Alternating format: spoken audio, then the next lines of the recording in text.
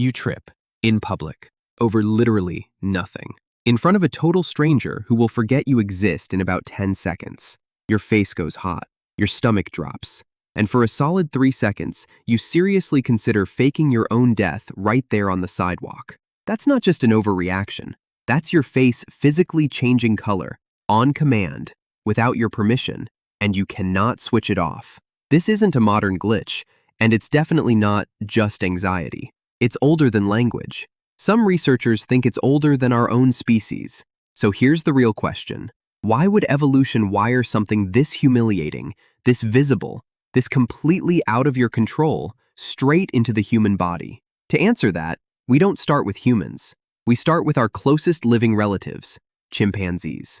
For decades, primatologist Frans de Waal has documented how chimpanzee groups repair themselves after conflict. When a chimp breaks a social rule, steals food it wasn't supposed to touch, or picks a fight it shouldn't have picked, it doesn't just walk away. It displays a crouched posture, a submissive teeth-bared grin, sometimes a hand extended toward the animal it wronged.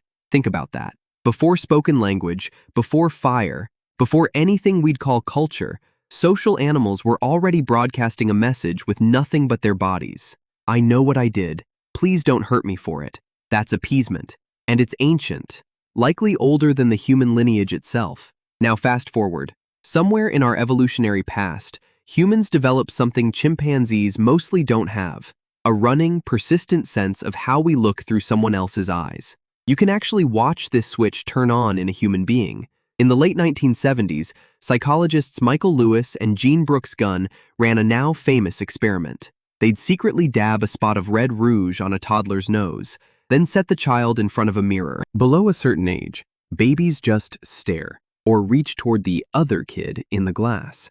But somewhere around 18 months, something clicks. The toddler sees the mark on their own nose reflected back at them and immediately reaches up to touch their real nose, sometimes looking almost sheepish while they do it. That's self-recognition switching on. And self-consciousness, the raw material embarrassment is built from, switches on right alongside it. Here's what makes this so important. Once you can see yourself the way other people see you, you can also see yourself failing in front of them. And for a species that survives in groups, that changes everything.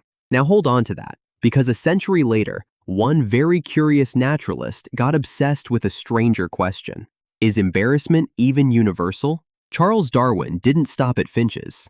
In his 1872 book, The Expression of the Emotions in Man and Animals, he zeroed in on blushing, calling it, in his own words, the most peculiar and most human of all expressions.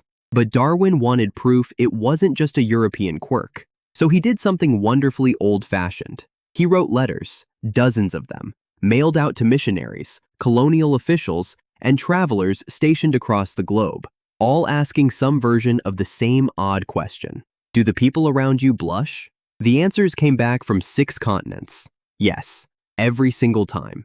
Different cultures, different languages, different customs entirely, and the same involuntary heat, rising in the same place on every human face.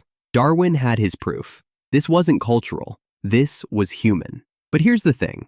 A century later, a psychologist wanted to know something Darwin never asked. Does embarrassment actually do anything useful? Or is it just an evolutionary leftover, like an appendix, but for your face? In the 1990s, UC Berkeley psychologist Dacher Keltner ran a series of studies on what an embarrassment display actually communicates. He and his colleagues found something remarkable. People who visibly show embarrassment after a social slip, the gaze drop, the crooked half smile, the awkward touch to the face or neck, get rated by observers as more trustworthy and get forgiven faster than people who show no reaction at all. Say that again, slower. The exact thing that makes you want to crawl under a table is the exact signal that gets you let back into the group. It's the chimpanzee's submissive grin, wearing a much more complicated, self-aware human outfit. So here's what was actually at stake, back when this instinct was forming. In a small hunter-gatherer band, survival didn't depend on how strong you were. It depended on your reputation. Anthropologist Robin Dunbar has argued that early human groups ran almost entirely on tracking who could be trusted, who kept their word, who caused trouble, Who could be relied on during a hunt? Get exiled from a group like that, and you weren't just embarrassed, you were probably dead within weeks. Embarrassment in that world wasn't a bug. It was an automatic apology system, firing off faster than conscious thought, because there was no time to think your way out of a ruined reputation. But here's the twist. The same instinct that once held small bands of humans together is now firing off in front of total strangers you will never see again, for mistakes that mean absolutely nothing to your actual survival. And it gets stranger because of something psychologist Thomas Gilovich discovered in the year 2000. He called it the spotlight effect, our tendency to wildly overestimate how much other people actually notice or remember our mistakes. In his experiments, people were convinced a stranger would remember an awkward outfit or an embarrassing slip. The strangers, almost every time, hadn't noticed at all, or had already forgotten within minutes.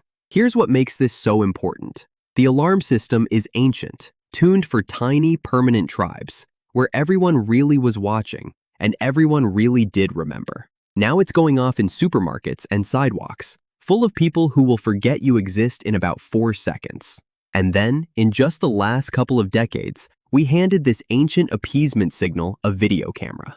Every stumble, every awkward slip can now be filmed, uploaded, and replayed to millions of total strangers forever, instead of just one person on a sidewalk today. The same biological alarm, built for a tribe of maybe 150 people, is now facing an audience of the entire internet. So here's the full picture. It starts with a chimpanzee's submissive grin, patching up a broken social bond long before humans existed. It becomes a toddler touching a rouge mark on their own nose, the exact instant self-awareness switches on. It becomes Charles Darwin, writing letters to strangers on 6 continents, proving blushing belongs to every human culture on Earth. It becomes a psychologist in a Berkeley lab in the 1990s, discovering that looking embarrassed is what actually gets you forgiven. It becomes an entire hunter-gatherer's survival, riding on a reputation that could collapse in a single bad moment. And it becomes, right now, a species handing that same ancient signal a smartphone camera and an audience of millions. So the next time you trip in front of a stranger and your face goes hot, That heat isn't weakness, and it isn't random. That's a survival system older than your species, doing exactly the job it was built to do, telling everyone around you, I know, I see it too, please don't cast me out. We spent nearly all of human history needing one stranger to forgive us instantly. We've only spent the last couple of decades needing an entire internet to. Maybe that's the real twist of being human. The same blush that once saved your place in a tribe of 150 people is still lighting up your face for an audience that, most of the time, was never even watching. If you liked digging into this one, there's a lot more of our weird ancient habits to get through. Stick around for the next one.